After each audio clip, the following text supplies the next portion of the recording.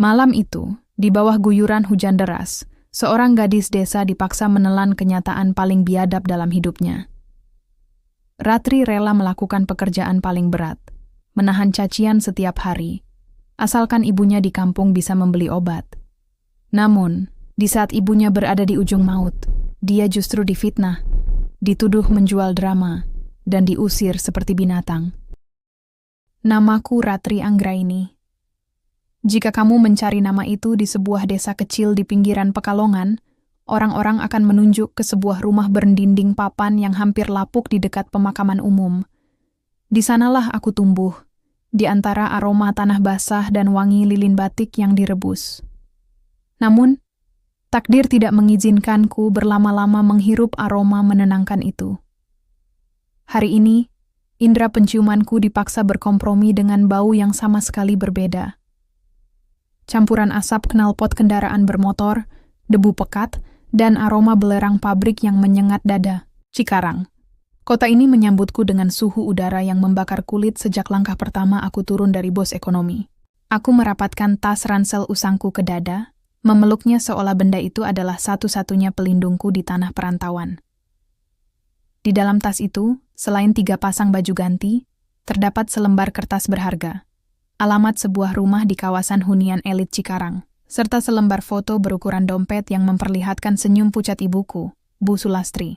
Ratri, anakku, kalau tidak kuat, pulang ya. Ibu tidak apa-apa, suara lirih ibu malam sebelum aku berangkat kembali terngiang.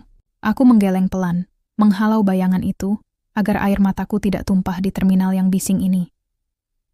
Tidak, Ibu. Ratri harus kuat. Gagal ginjal kronis yang ibu derita tidak bisa menunggu keajaiban jatuh dari langit.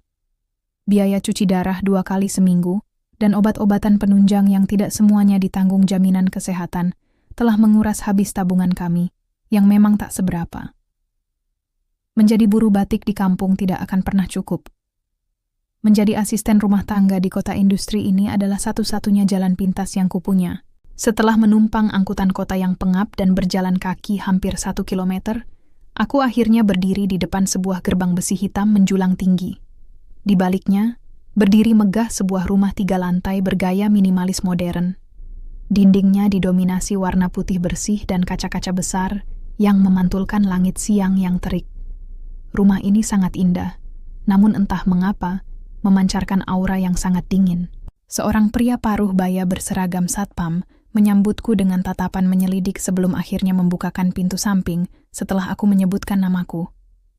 Kamu Ratri, ya? Pembantu baru yang dibawa yayasan? Tanyanya, nadanya datar. Iya, Pak. Saya Ratri. Jawabku sambil membungkuk sopan. Masuk lewat pintu samping, langsung ke dapur. Sebentar lagi Pak Mahendra pulang. Ingat, jangan buat suara bising. Beliau paling tidak suka rumahnya gaduh. Pesan satpam itu yang langsung membuat tenggorokanku mendadak kering. Aku melangkah menyusuri jalan setapak di samping rumah yang dihiasi taman kecil yang tertata terlalu rapi. Bahkan rumputnya seolah dipotong dengan penggaris. Di dalam dapur yang luas dan dilengkapi peralatan modern yang belum pernah kulihat seumur hidup, aku diperkenalkan dengan Pak Hendra, kepala pengawas keuangan sekaligus orang kepercayaan pemilik rumah. Pria berwajah klimis dengan pakaian necis itu menatapku dari ujung kepala hingga ujung kaki dengan pandangan meremehkan. Jadi ini orangnya. Ingat ya Ratri, di sini kamu bekerja untuk Pak Mahendra Wijaya. Beliau adalah pengusaha properti tersukses di kawasan ini. Aturan di sini mutlak, bersih tanpa noda, tepat waktu, dan jangan pernah menyentuh ruang kerja pribadi Pak Mahendra di lantai 2 kecuali diminta. Ketus Pak Hendra sambil menyerahkan selembar kertas berisi daftar tugas harian yang panjangnya mengalahkan daftar utang keluargaku. Belum sempat aku mencerna semua instruksi itu, terdengar suara deru mobil mewah memasuki garasi. Suasana dapur yang tadinya sunyi mendadak menjadi tegang. Pak Hendra segera merapikan pakaiannya, dan aku secara refleks berdiri tegap dengan jemari yang saling bertautan cemas. Langkah kaki yang tegas dan bersemangat terdengar mendekat. Sosok itu muncul di ambang pintu dapur. Mahendra Wijaya. Dia adalah seorang pria bertubuh tegap dengan setelan jas abu-abu yang tampak sangat mahal. Wajahnya tampan dengan rahang tegas, namun tatapan matanya seolah terbuat dari es. Sedingin udara Aceh yang berembus di rumah ini. Usianya mungkin akhir 30-an. Tetapi gurat-gurat di dahinya menceritakan tentang seseorang yang selalu berpikir keras dan penuh curiga. Ia berhenti melangkah, tatapannya langsung tertuju padaku. Selama beberapa detik, aku merasa seperti sedang diinterogasi oleh sepasang mata elang yang mampu menembus isi kepalaku. Ini asisten rumah tangga yang baru, Pak. Namanya Ratri, ucap Pak Hendra dengan nada yang berubah drastis menjadi sangat patuh. Pak Mahendra tidak menjawab. Ia hanya menatap tas ransel usangku yang tergeletak di sudut lantai bersih, lalu beralih kembali ke wajahku. Saya tidak suka orang yang lamban, teledor, dan banyak alasan. Jika dalam 1 minggu kamu tidak bisa mengikuti ritme rumah ini, silakan angkat kaki, ucapnya. Suaranya berat, bariton, dan sama sekali tidak memiliki kehangatan. Setelah mengatakan itu, ia berbalik dan berjalan pergi tanpa menunggu jawabanku. Aku mengembuskan napas yang sejak tadi kutahan. Jantungku berdebar bertalu-talu. Kota ini keras, rumah ini dingin, dan majikanku sepertinya adalah pria yang paling sulit didekati di dunia. Malamnya, di dalam kamar pelayan yang kecil namun bersih, aku duduk di tepi kasur. Aku mengeluarkan ponsel jadulku, menatap layarnya yang retak. Aku ingin menelepon ibu, ingin mendengar suara seraknya yang menenangkan. Namun, aku mengurungkan niat itu. Aku tidak ingin ibu mendengar getar ketakutan di suaraku. Aku merogoh dompet, menghitung sisa uang ongkosku yang tinggal beberapa puluh ribu rupiah. Aku harus bertahan. Demi ibu, biar bagaimanapun dinginnya perlakuan Pak Mahendra, tempat ini adalah sumber harapan bagi kesembuhan ibuku. Aku menutup mata, membiarkan tubuhku yang lelah bersiap menghadapi hari esok yang kuyakin tidak akan berjalan dengan mudah.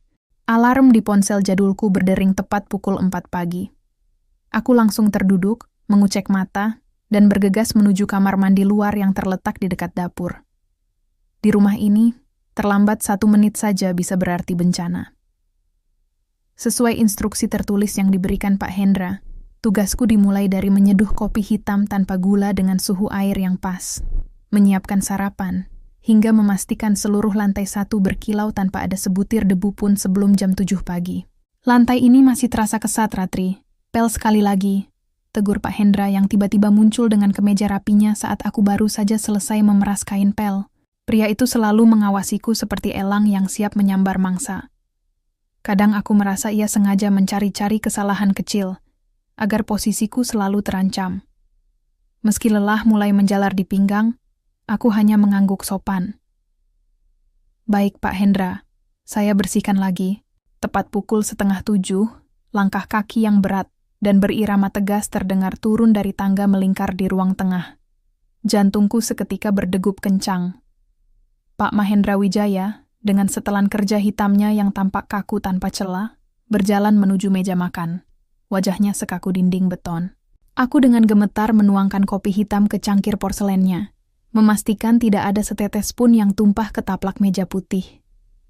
Pak Mahendra duduk, menyesap kopinya sedikit, lalu melirik ke arah piring berisi roti panggang dan telur mata sapi yang kusiapkan. Besok pinggiran rotinya harus dipotong rata. Dan telurnya, saya tidak suka jika kuningnya terlalu matang. Ucapnya dingin tanpa menatapku. Suaranya datar, namun sanggup membuatku merasa seperti seorang kriminal yang baru saja melakukan kesalahan besar. Baik, Pak. Maaf, besok akan saya perbaiki. Jawabku sambil menundukkan kepala sedalam-dalamnya. Dia tidak menyahut lagi, melainkan sibuk memeriksa berkas-berkas di tabletnya, sembari menghabiskan sarapan dalam keheningan yang mencekat. Kehadirannya selalu membawa aura intimidasi yang kuat, membuat seluruh rumah megah ini terasa seperti penjara bawah tanah yang beku. Setelah Pak Mahendra berangkat kerja, tugasku beralih ke lantai 2 untuk membersihkan koridor dan merapikan kamar-kamar kosong. Ketika aku sedang menyedot debu di lorong atas, langkahku terhenti di depan sebuah pintu kayu jati yang setengah terbuka.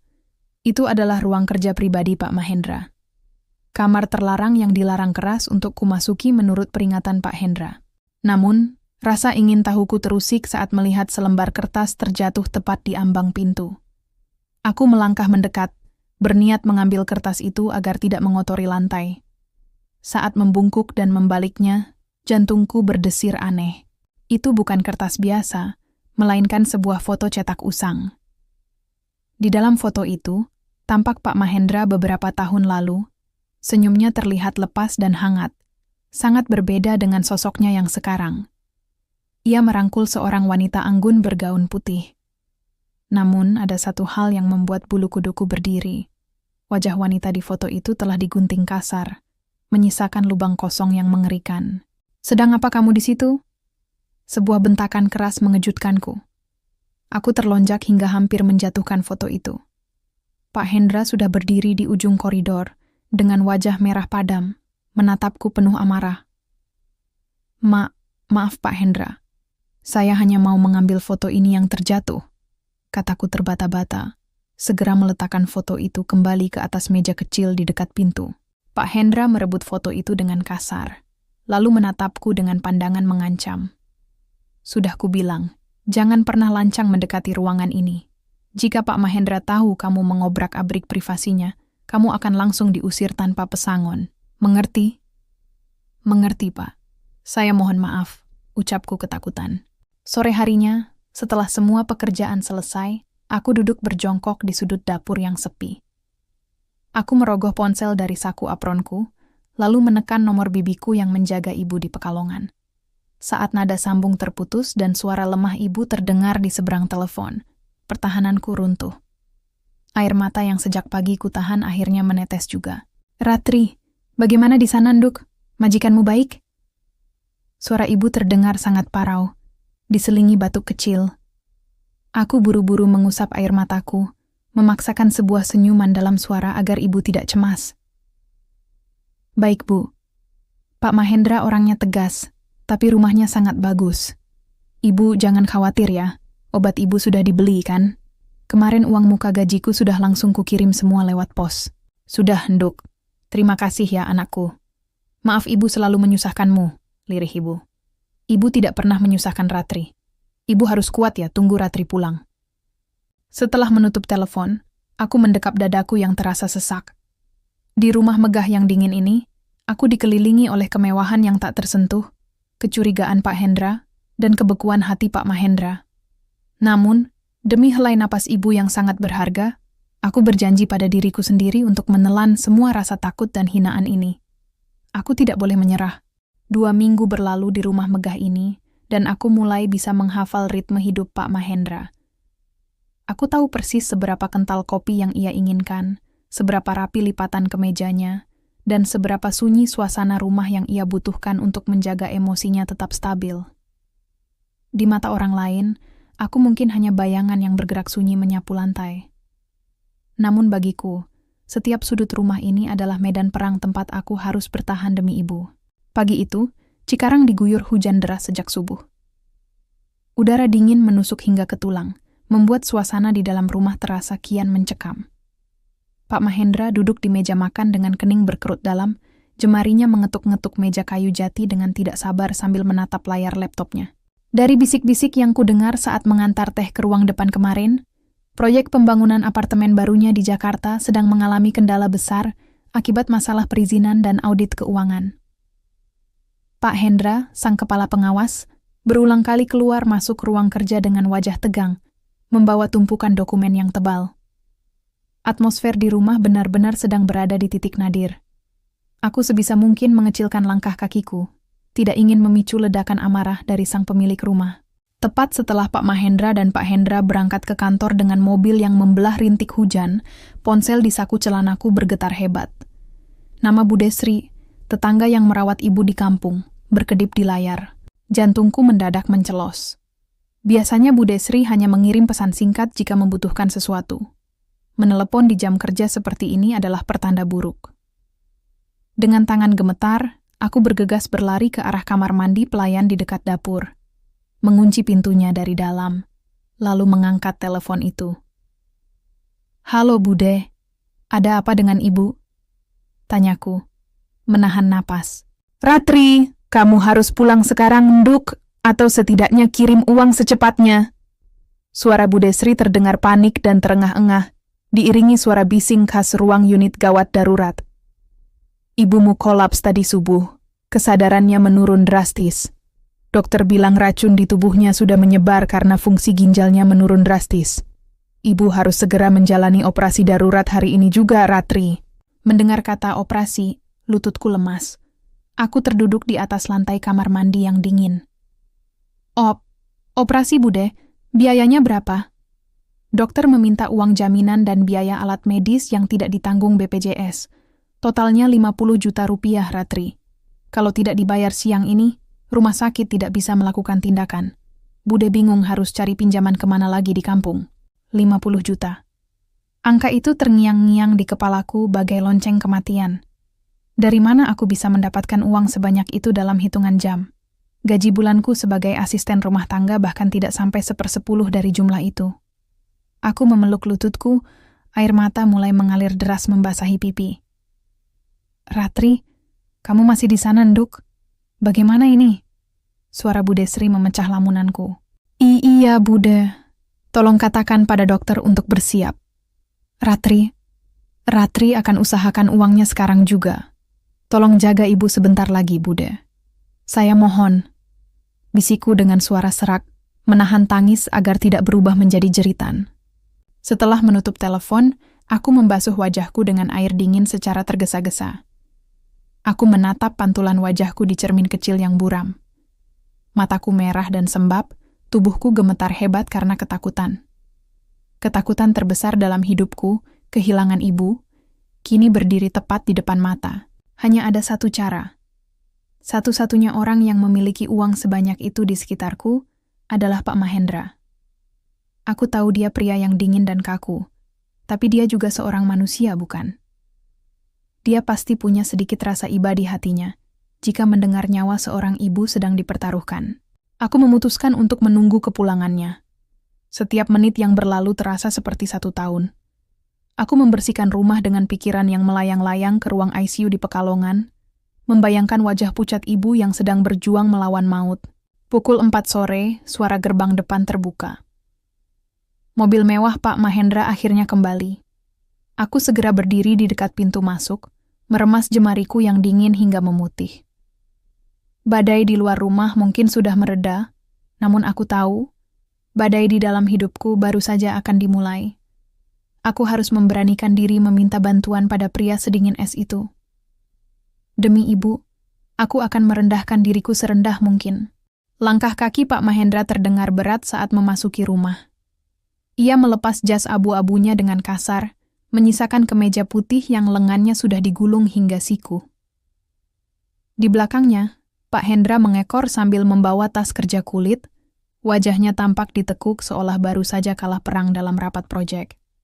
Atmosfer di ruang tengah seketika mendingin, jauh lebih dingin daripada rintik sisa hujan di luar sana. Aku menelan ludah, mencoba mengumpulkan sisa-sisa keberanian yang tercecer di dasar hatiku. Dengan langkah gemetar, aku mendekat dan berdiri di tepi sofa tempat Pak Mahendra baru saja menghempaskan tubuhnya. Pak Mahendra. Maaf mengganggu waktunya sebentar, suaraku bergetar, hampir menyerupai bisikan. Pak Mahendra membuka matanya yang sempat terpejam, menatapku dengan alis bertaut. Ada apa? Saya sedang lelah. Aku langsung berlutut di atas lantai marmer yang dingin, tepat di hadapannya. Kedua tanganku bertangkup di dada. Pak, saya mohon bantuan Bapak. Ibu saya di Pekalongan mendadak kritis. Beliau harus dioperasi siang ini juga karena gagal ginjalnya memburuk. Biayanya 50 juta rupiah, Pak. Saya mohon pinjaman dari Bapak. Saya berjanji akan mencicilnya dari gaji saya setiap bulan. Saya rela tidak digaji sampai utang saya lunas, Pak. Tolong selamatkan ibu saya. Air mataku luruh tanpa bisa dibendung lagi. Pak Mahendra terdiam. Sepasang mata elangnya menatapku lekat-lekat, namun tak ada secuil pun rasa iba di sana. Keheningan itu justru terasa mencekat leherku. Sebelum Pak Mahendra sempat bersuara, Pak Hendra yang berdiri di dekat meja kerja langsung memotong dengan tawa sinis. Wah, hebat sekali kamu, Ratri. Baru bekerja 2 minggu di sini sudah berani meminta pinjaman puluhan juta? Modus seperti ini sudah basi. Aku menoleh ke arah Pak Hendra dengan tatapan memohon. Saya tidak berbohong, Pak Hendra. Ibu saya benar-benar di rumah sakit sekarang. Nyawanya terancam. Halah, semua pelayan yang mau berutang pasti alasannya kalau tidak ibunya sakit, ya rumahnya kebakaran. Saut Pak Hendra ketus, lalu beralih menatap Pak Mahendra dengan nada menghasut. Pak Mahendra, jangan mudah percaya. Gadis desa zaman sekarang pintar sekali berakting. Kalau uang itu dibawa kabur, kita mau cari dia kemana? Apalagi audit proyek kita di Jakarta sedang bermasalah. Kita tidak boleh sembarangan mengeluarkan dana untuk hal yang tidak jelas. Kata-kata Pak Hendra seolah menyalut api di dalam diri Pak Mahendra. Aku melihat rahang pria di hadapanku itu mengeras. Tatapannya yang tadinya dingin kini berubah menjadi tajam dan penuh kilat amarah, seolah-olah penjelasanku telah mengaktifkan sebuah trauma lama di kepalanya. Cukup, Ratri. Suara bariton Pak Mahendra menggelegar di ruangan yang sunyi itu. Ia berdiri, menatapku yang masih berlutut dari ketinggian posisinya. Pak, saya paling benci orang yang menggunakan air mata untuk memeras uang saya, ucap Pak Mahendra. Nadanya begitu menusuk hingga membuat dadaku terasa nyeri. Saya mempekerjakan kamu di sini untuk mengurus rumah, bukan untuk menjadi beban finansial saya. Cerita tentang ibumu? Itu trik murahan yang salah alamat. Kamu pikir saya sebodoh itu bisa ditipu dengan air mata palsu? Dituduh sebagai penipu di saat ibuku sedang bertaruh nyawa, membuat duniaku runtuh seketika. Saya bersumpah demi Allah, Pak. Saya tidak menipu. Ibu saya benar-benar sekarat. Teriakku histeris, kehilangan kendali atas rasa sakit yang mendera. Diam, bentak Pak Mahendra. Keluar dari ruangan ini sekarang. Jangan pernah sebut masalah uang lagi, atau saya pecat kamu detik ini juga tanpa pesangon. Setelah mengatakan kalimat kejam itu, ia berbalik dan melangkah pergi menuju tangga lantai 2 tanpa menoleh lagi. Pak Hendra menatapku dengan senyum kemenangan yang samar, sebelum akhirnya ikut pergi menyusul bosnya. Aku terduduk lemas di atas lantai marmer yang sunyi. Tangisku pecah dalam diam, dadaku sesak hingga sulit untuk sekadar menghirup udara. Penolakan kejam itu bukan hanya menghancurkan harga diriku, tetapi juga menutup satu-satunya pintu harapan untuk kesembuhan ibu. Di dalam rumah semegah istana ini, hatiku patah menjadi kepingan-kepingan tak bersisa. Manusia di sini memiliki segalanya, kecuali hati nurani. Duniaku runtuh malam itu. Kalimat kejam Pak Mahendra terus terngiang di telingaku bagai kutukan, membakar sisa-siga harga diri yang kupunya. Namun, aku tidak punya waktu untuk meratapi nasib. Sambil menangis sesenggukan di dalam kamar pelayan yang sempit, aku kembali menelepon Bu Desri di Tegal. Melalui sambungan telepon yang putus-putus, aku memohon agar Bu Desri memindahkan ibu ke rumah sakit umum daerah yang lebih murah di kota Tegal, menggunakan sisa fasilitas jaminan kesehatan seadanya, meski itu berarti ibu harus mengantre penanganan di selasar UGD yang sesak. Maafkan Ratri, Bu. Maafkan Ratri belum bisa bawa uangnya, bisiku lirih pada layar ponsel yang menampilkan wajah pucat ibu sebelum baterainya mati total. Rasa sedihku perlahan berubah menjadi tekad yang bulat. Aku tidak bisa tinggal di rumah ini lebih lama lagi. Tempat ini bukan sekadar dingin, tempat ini beracun. Setiap sudut marmernya yang berkilau, seolah memantulkan kesombongan pemiliknya, yang memandang rendah kemiskinanku. Dengan tangan yang masih gemetar, aku menarik koper usangku dari kolong kasur. Aku memasukkan 3 pasang baju ganti yang kubawa dari kampung. Tidak ada air mata lagi yang menetes. Air mataku sudah mengering bersama runtuhnya harapanku pada kemanusiaan Pak Mahendra. Sebelum melangkah keluar dari kamar itu untuk terakhir kalinya, aku duduk di meja kecil. Mengambil selembar kertas memo dan sebuah pena, aku menuliskan beberapa baris kalimat singkat dengan tulisan tangan yang bergetar. Kepada Pak Mahendra Wijaya, terima kasih atas pekerjaan yang Bapak berikan selama 2 minggu ini. Saya memutuskan untuk mengundurkan diri malam ini juga. Uang muka gaji yang kemarin Bapak berikan sudah habis saya pakai untuk menebus obat ibu di kampung. Jadikan itu sebagai utang yang akan saya bayar suatu saat nanti jika saya sudah punya uang. Saya tidak pernah berbohong tentang penyakit ibu saya. Demi Allah, semua yang saya katakan adalah kebenaran. Semoga Bapak selalu sehat dan rumah ini selalu dilimpahi keberkahan. Ratri Anggraini. Aku meletakkan surat itu di atas meja dapur, tepat di samping cangkir kopi kesayangan Pak Mahendra yang sudah kubersihkan hingga mengkilap. Pukul 2 dini hari, Ketika seluruh isi rumah megah itu sedang terlelap dalam mimpi-mimpi mereka yang mahal, aku mengendap-endap keluar melalui pintu samping. Malam di Cikarang terasa sangat mencekam. Angin malam kota industri berembus kencang, membawa aroma bahan kimia dan debu jalanan yang menusuk hidung. Aku berjalan kaki menyusuri trotoar yang sepi menuju terminal bus, memeluk tas ransel dan koper kecilku erat-erat. Setiap langkah kaki yang mengayun menjauh dari gerbang besi hitam itu membuat dadaku perlahan terasa lebih lapang. Meskipun ketidakpastian tentang kondisi ibu di Jawa Tengah masih menggelayuti pikiranku seperti awan hitam. Aku pulang. Aku harus berada di sisi ibu, terlepas dari apakah kami akan menang atau kalah melawan penyakit itu. Sementara itu, di tempat yang baru saja kutinggalkan, matahari terbit tanpa memedulikan badai di dalam hati penghuninya. Pukul 6 pagi, Pak Mahendra turun dari tangga lantai 2 dengan setelan jasnya yang kaku. Langkah kakinya yang tegas bergema di sepanjang koridor, namun ada sesuatu yang berbeda pagi ini. Tidak ada aroma harum kopi hitam yang biasanya sudah menguar hingga ke tangga. Tidak ada suara langkah kaki kecil yang tergesa-gesa menyiapkan sarapan di dapur. Rumah megah bertingkat 3 itu mendadak terasa begitu luas, kosong, dan mati. Pak Mahendra melangkah ke dapur dengan kening berkerut dalam. Alih-alih menemukan sarapan, ia hanya mendapati keheningan yang mencekat leher. Di atas meja marmer yang bersih, matanya menangkap selembar kertas memo kecil yang digeletakkan di samping cangkir kosongnya. Ia berjalan mendekat, mengambil kertas itu, dan mulai membaca baris demi baris tulisan tanganku. Untuk pertama kalinya dalam bertahun-tahun, egonya yang setinggi langit terusik oleh sebuah rasa sunyi yang tak mampu ia jelaskan dengan kata-kata. Kepergianku yang tiba-tiba meninggalkan sebuah lubang tak kasat mata di rumah mewah yang selama ini ia banggakan. Kereta ekonomi yang membawaku membelah malam bergerak lambat, menyisakan deru mesin yang berisik dan guncangan yang membuat kepalaku pening.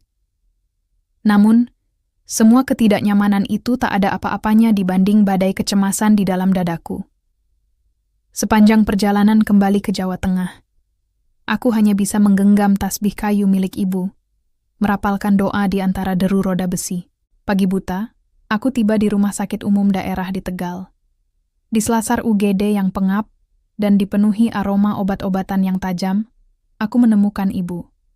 Beliau terbaring di atas brankar besi dengan selang oksigen di hidungnya dan kantung infus yang menggantung. Wajahnya sangat pucat, matanya terpejam rapat. "Ratri, kamu sudah datang, Nduk." Bisik Bu Desri yang terjaga di samping brankar, wajahnya tampak sangat lelah.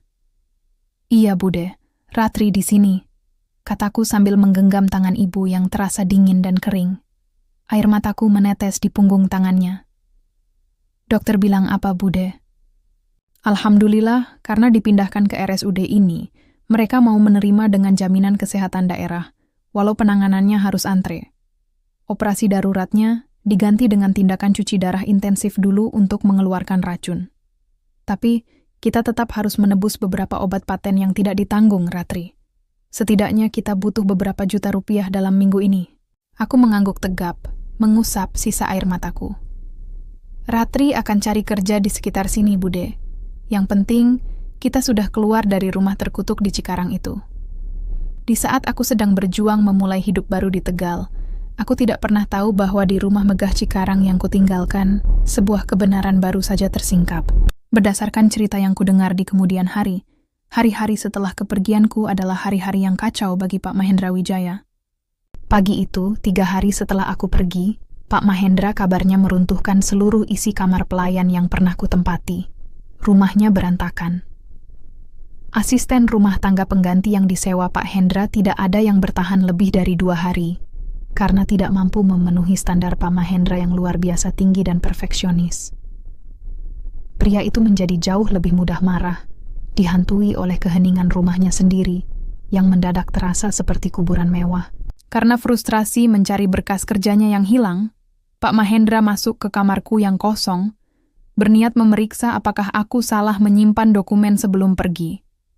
Namun, saat ia memeriksa kolong tempat tidur dan membalik kasur tipis di sana, ia justru menemukan sesuatu yang tertinggal. Sebuah dompet kain kecil bermotif batik yang sudah usang. Dengan tangan yang gemetar, Pak Mahendra membuka dompet itu. Ia tidak menemukan dokumen proyeknya. Alih-alih, lembaran-lembaran kertas kumal yang terlipat rapi justru berhamburan keluar. Itu adalah jejak-jejak pengorbananku. Tumpukan kwitansi pembayaran rumah sakit dari Pekalongan dengan nominal ratusan ribu hingga jutaan rupiah. Lembar slip transfer uang dari bank di Cikarang menuju rekening Budesri di kampung, yang tanggalnya selalu bertepatan dengan hari di mana aku menerima uang muka gaji. Dan sebuah buku catatan kecil bersampul lecek, berisi rincian nama obat, dosis, jadwal cuci darah, serta doa-doa pendek yang kutulis untuk kesembuhan ibuku.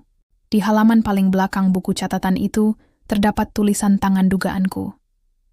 Ya Allah, kuatkan Ratri bekerja di sini. Biarlah Pak Mahendra marah setiap hari, yang penting Ratri bisa kirim uang untuk obat ibu. Lembutkanlah hati Pak Mahendra. Pak Mahendra tertegun. Gumpalan kertas di tangannya terasa seberat batu yang menghantam dadanya. Pria yang selama ini mengira bahwa semua orang mendekatinya hanya demi uang, pria yang mengira air mataku adalah akting murahan, kini mendapati dirinya lumpuh oleh kenyataan pahit. Aku tidak pernah berbohong. Semua untai kata yang kuucapkan sambil berlutut di malam badai, itu adalah jeritan jujur seorang anak yang ketakutan kehilangan ibunya. Rasa bersalah yang teramat besar perlahan merayap, mencengkeram erat jantung sang pengusaha angkuh itu, meruntuhkan seluruh dinding ego yang selama bertahun-tahun ia bangun dengan kesombongan. Aku tidak pernah menyangka bahwa di balik dinding kaca rumah megah Cikarang, sekelumit drama busuk sedang membongkar dirinya sendiri. Semua cerita ini baru ku ketahui berbulan-bulan kemudian, dari pengakuan yang meluncur langsung dengan penuh penyesalan. Namun hari itu, di sebuah warung makan sederhana di pinggiran kota Tegal, aku hanya fokus pada satu hal. Piring-piring kotor yang harus kubersihkan. Setelah keluar dari rumah Pak Mahendra, aku beruntung diterima bekerja di warung Tegal Bu Saidah. Tugas bertumpuk dari mencuci piring, memotong sayur, hingga menyapu lantai bawah terik matahari ku hadapi dengan ikhlas. Upah harian yang kuterima langsung kusisihkan untuk membeli obat paten ibu di RSUD. Hidupku melelahkan. Tapi setiap kali melihat garis senyum ibu yang perlahan kembali di ruang perawatan, rasa lelah itu menguap begitu saja. Aku merasa jauh lebih merdeka di sini, di balik kepulan asap dapur warung yang pengap, ketimbang di istana marmer yang menguras air mata. Namun di Cikarang, badai yang sesungguhnya baru saja meluluh lantakan isi kepala Pak Mahendra, dihantui oleh dompet batik usang dan catatan harian yang kutinggalkan di bawah kasur. Pak Mahendra tidak bisa tidur tenang selama berhari-hari. Penyesalan mendalam mengubah pria dingin itu menjadi detektif bagi rumah tangganya sendiri. Langkah pertama yang ia lakukan adalah memanggil seorang auditor independen dan detektif swasta untuk melacak keberadaanku, sekaligus memeriksa seluruh aliran dana rumah tangga yang selama ini dikelola oleh tangan kanannya, Pak Hendra. Penyelidikan itu membuka sebuah kotak Pandora yang mengerikan. Sore itu, di ruang kerjanya yang sunyi, Pak Mahendra melemparkan seberkas dokumen hasil audit tepat ke wajah Pak Hendra yang mendadak pucat pasi. Topeng pria necis yang selama ini terlihat patuh dan terpercaya itu pecah berkeping-keping. Jelaskan padaku, Hendra. Apa maksud dari semua angka-angka ini? Bentak Pak Mahendra. Suaranya menggelegar hingga kabarnya membuat asisten baru di luar gemetar ketakutan. Dokumen itu membuktikan sebuah kejahatan yang sistematis. Pak Hendra selama ini telah memanipulasi keuangan rumah tangga. Yang paling menjijikkan, ia sengaja memotong setengah dari nominal gaji yang seharusnya kuterima, lalu memalsukan tanda tanganku di atas bon pinjaman fiktif perusahaan. Ia sengaja menghasut Pak Mahendra malam itu, dan menuduhku sebagai penipu, semata-mata karena takut kedoknya membobol uang kas properti akan terbongkar, jika aku diberi pinjaman resmi yang jalurnya harus melalui pemeriksaan ketat. Pak Mahendra, saya bisa jelaskan, itu semua salah paham, Pak. Ratap Pak Hendra sambil berlutut, mencoba meraih kaki majikannya. Cukup, kau memfitnah seorang gadis miskin yang sedang bertaruh nyawa demi ibunya hanya untuk menutupi kecuranganmu. Raung Pak Mahendra, matanya merah padam oleh amarah dan rasa muak yang tak tertahankan. Kau saya pecat tidak dengan hormat, dan bersiaplah, malam ini juga polisi akan menjemputmu di rumah ini. Malam itu juga, Pak Hendra digelandang keluar dari gerbang besi hitam dengan tangan diborgol. Keadilan perlahan tegak. Namun hal itu tidak mengurangi rasa bersalah yang menggerogoti dada Pak Mahendra.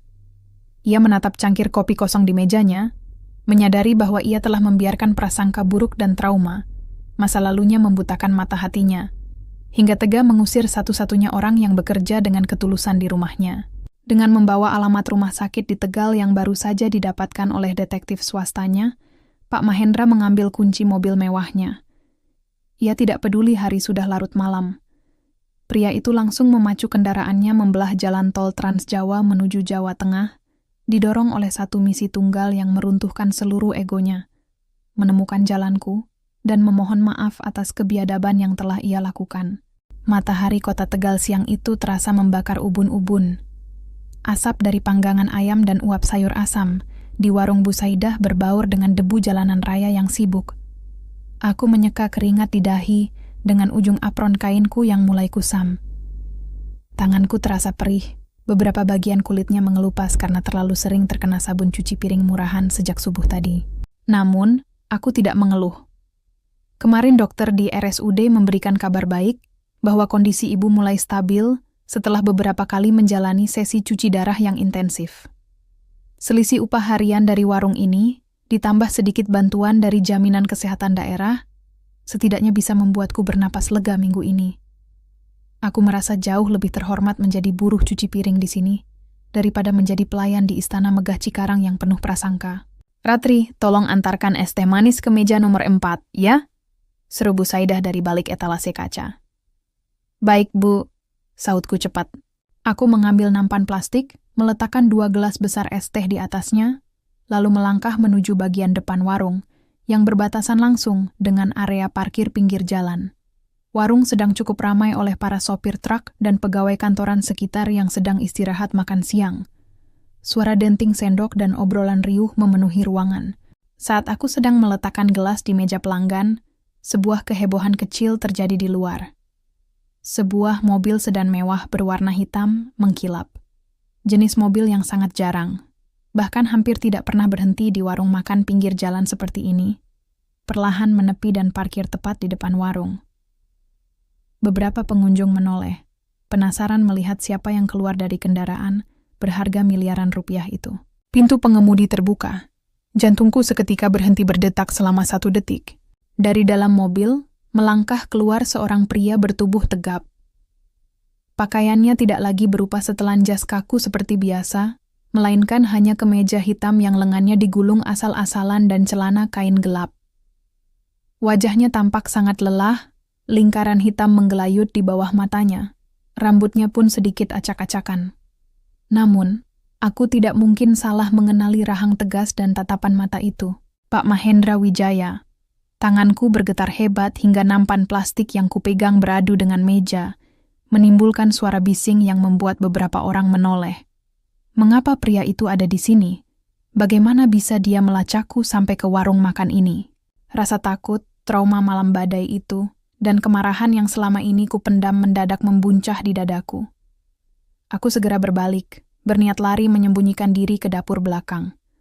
Aku tidak ingin berurusan lagi dengan pria kaya yang angkuh itu. Aku tidak ingin dihina lagi. "Ratri, tunggu!" Sebuah suara bariton yang berat memanggil namaku. Langkah kakinya terdengar tergesa-gesa masuk ke dalam warung, membelah kerumunan pelanggan yang kebingungan.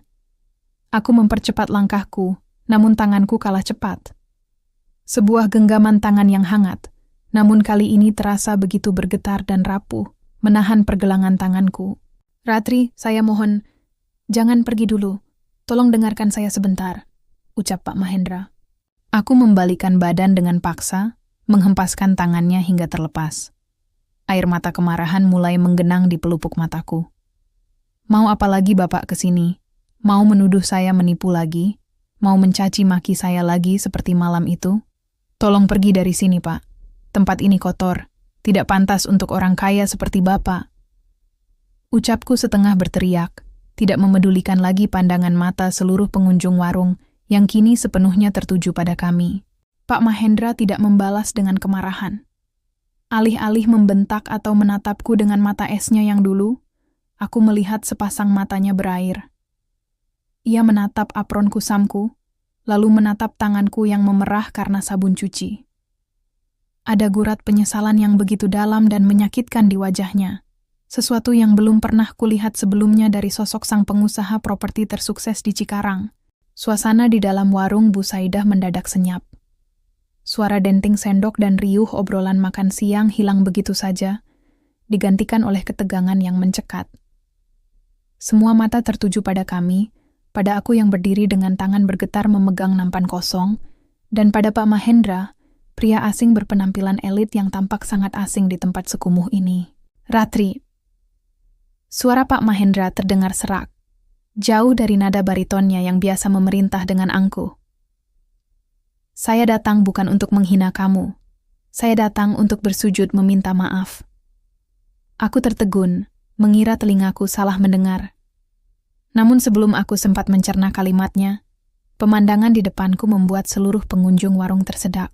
Pak Mahendra, pengusaha properti yang rumahnya sekaku benteng, pria yang tidak pernah membiarkan sebutir debu pun mengotori sepatunya, perlahan menekuk lututnya. Di atas lantai warung yang kusam, lengket oleh sisa minyak, dan kotor oleh debu jalanan Tegal, pria kaya raya itu berlutut di hadapanku. Kedua tangannya bertangkup di depan dada, kepalanya menunduk dalam. Bapak, apa yang Bapak lakukan? Berdiri, Pak. Banyak orang melihat. Bisikku panik, melangkah mundur karena syok. Pemilik warung, Bu Saidah, bahkan sampai keluar dari balik etalase dengan mulut terperangah. Biarkan mereka melihat, Ratri. Biarkan seluruh dunia tahu betapa bodoh dan kejamnya saya, ucap Pak Mahendra tanpa mengubah posisinya. Air mata perlahan menetes dari pelupuk matanya, jatuh ke lantai semen yang berdebu. Saya sudah tahu semuanya. Saya menemukan dompet batikmu di bawah kasur. Saya membaca setiap kwitansi RSUD, catatan obat ibumu, dan semua doa yang kamu tulis. Kamu tidak pernah berbohong, Ratri. Semuanya nyata. Dadaku sesak mendengar ucapannya. Bayangan malam di mana aku berlutut di hadapannya, menangis histeris memohon bantuan demi nyawa ibu, namun justru diusir dan dituduh sebagai penipu, kembali berputar di kepalaku. Rasa sakit itu terlalu nyata untuk dilupakan begitu saja. Lalu untuk apa Bapak kesini sekarang? Semua sudah terlambat, kataku. Suaranya mulai tercekat oleh tangis yang kutahan. Belum, Ratri. Saya mohon jangan katakan ini terlambat. Pak Mahendra mendongak, menatapku dengan mata yang memerah dan penuh permohonan. Saya juga sudah mengaudit keuangan Hendra. Bajingan itu telah memotong gajimu selama ini, memalsukan tanda tanganmu, dan sengaja menghasut saya malam itu agar kedok korupsinya tidak terbongkar. Dia sudah saya serahkan ke polisi malam tadi. Saya telah dibutakan oleh trauma masa lalu saya hingga tega melukai orang setulus kamu. Ia meraih selembar cek dari saku kemejanya dan meletakkannya di atas meja terdekat dengan tangan gemetar. Ini hakmu yang dicuri Hendra, ditambah kompensasi dan seluruh biaya pengobatan ibumu di rumah sakit terbaik. Saya mohon, izinkan saya menebus kesalahan ini. Izinkan saya membawa ibumu ke Jakarta untuk mendapatkan perawatan paling layak. Melihat seorang Mahendra Wijaya runtuh hingga ke titik terendahnya, berlutut di lantai warung makan pinggir jalan, demi meminta maaf pada seorang buruh cuci piring, membuat dinding kemarahan di hatiku perlahan retak. Aku menyadari satu hal. Pria di hadapanku ini bukan lagi monster dingin yang kutemui di Cikarang. Ego dan kesombongannya telah hancur lebur, menyisakan seorang manusia biasa yang sedang tersiksa oleh rasa bersalah yang teramat sangat. Aku mengembuskan napas panjang, membiarkan sisa air mataku jatuh. Berdirilah, Pak. Bapak tidak perlu berlutut seperti ini. Saya sudah tidak marah lagi. Pak Mahendra perlahan berdiri. Ia menyeka sisa air mata di wajahnya, lalu menatapku dengan tatapan yang kini dipenuhi rasa hormat dan kehangatan yang tulus. Di hadapan Bu Saidah dan para pelanggan warung yang masih terpaku, aku mengambil cek yang diletakkannya di atas meja. Aku memisahkan uang yang memang menjadi hak gajiku yang sempat dipotong oleh Pak Hendra, lalu mengembalikan sisanya kepada Pak Mahendra. Saya ambil yang memang menjadi hak gaji saya, Pak. Terima kasih sudah membongkar kebenaran itu. Ucapku tenang, mengulas sebuah senyuman tipis yang tulus. Tapi untuk bantuan biaya selebihnya, terutama tawaran membawa ibu ke Jakarta, saya rasa saya harus menolaknya dengan hormat. Pak Mahendra tertegun, matanya menyiratkan sedikit kekecewaan namun ia tidak membantah. Kenapa, Ratri? Ibumu butuh perawatan terbaik. Di Jakarta, saya bisa membiayai rumah sakit swasta terlengkap. Ibu sudah mulai membaik di RSUD Tegal ini, Pak. Dan yang paling penting, saya ingin membangun kehidupan kami kembali secara mandiri di kampung halaman, tanpa harus terus membayangi diri dengan ingatan luka di Cikarang. Saya sudah memaafkan Bapak demi ketenangan hati saya sendiri. Tapi, saya tidak bisa kembali bekerja di rumah itu. Jawabku mantap. Mendengar keputusanku yang tegas, Pak Mahendra mengangguk perlahan. Kali ini, ego pria itu sama sekali tidak berontak. Ia menghormati harga diriku. Namun, ia tidak menyerah begitu saja untuk menebus kesalahannya. Sebagai gantinya, Pak Mahendra diam-diam mengurus seluruh administrasi kelas perawatan ibu di RSUD Tegal, agar ditanggung secara penuh atas namanya hingga ibu benar-benar sembuh total, tanpa perlu memindahkannya ke Jakarta. Tidak hanya itu, seminggu setelah pertemuan di warung, sebuah kejutan lain datang. Sebuah ruko sederhana di dekat pasar Pekalongan telah dibeli atas namaku, lengkap dengan modal usaha untuk membuka warung makan mandiri, agar aku tidak perlu lagi merantau jauh meninggalkan ibu. 3 bulan berlalu sejak siang yang emosional di warung Bu Saida. Fajar baru menyingsing di pinggiran Pekalongan, membawa kembali aroma tanah basah dan wangi lilin batik yang selalu kurindukan. Kini, aku berdiri di depan warung makanku sendiri yang kuberi nama Warung Ketulusan Sulastri. Tempatnya bersih, ramai oleh para pedagang pasar, dan yang paling membahagiakan, ibu sudah bisa duduk di kursi roda di dekat kasir, membantu menghitung uang kembalian dengan wajah yang jauh lebih segar, dan rona pipi yang kembali sehat. Pintu warung terbuka, memunculkan sosok seorang pria yang kini penampilannya jauh lebih santai. Pak Mahendra masuk dengan kemeja batik Pekalongan longgar, tersenyum ramah kepada beberapa pelanggan lokal yang menyapanya. Sejak peristiwa itu, Pak Mahendra kabarnya berubah total. Rumah megahnya di Cikarang kini tidak lagi sunyi mencekat. Ia menjadi pribadi yang lebih rendah hati, hangat, dan sering melakukan kegiatan sosial tanpa pernah lagi memandang rendah status sosial orang lain. Setiap sebulan sekali, di sela-sela kesibukannya mengurus bisnis properti, ia selalu menyempatkan diri berkendara ke Pekalongan, hanya untuk mampir sarapan di warungku dan memastikan kondisi kesehatan ibu. Kopi hitam tanpa gula 1, Ratri. Suhu airnya harus pas, ya. Kelakarnya sambil mengedipkan mata, mengingat kembali aturan kaku rumahnya dulu yang kini menjadi lelucon di antara kami. Siap, Pak Mahendra. Ditunggu sebentar. Sahutku sambil tertawa kecil. Aku melangkah ke dapur, menyeduh kopi dengan hati yang lapang. Saat menatap uap kopi yang mengepul, aku bersyukur atas segala badai yang telah berlalu. Kota industri Cikarang mungkin telah memberiku luka, namun ketulusan hati, kasih sayang kepada orang tua, dan keteguhan iman terbukti mampu meruntuhkan kebekuan hati sedingin apapun. Kini, fajar baru telah tiba, membawa kehangatan yang sesungguhnya ke dalam hidupku, hidup ibu, dan juga hidup seorang Mahendra Wijaya.